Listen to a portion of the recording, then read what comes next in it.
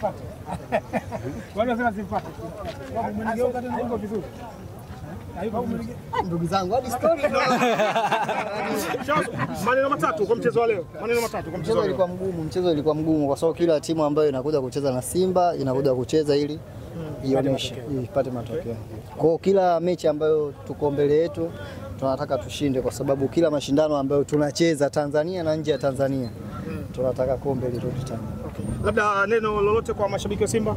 Wajitokeze sana, timu yao bado itafanya vizuri, itaendelea kufanya vizuri. Tumeona umetoka kwa machela, vipi hali yako? Hapana, kwa sababu ya Ramadhani, alafu unajua maji muhimu sana. Kwa kitu kama sijaumia, sema misuli tu ilikaza. Alafu mwalimu aliona muda tayari, akaona bora nipumzike. Okay, vipi maandalizi yako dhidi ya Dodoma Jiji?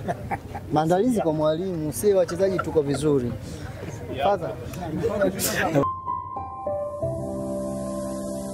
Ramon TV, habari na burudani kiganjani mwako.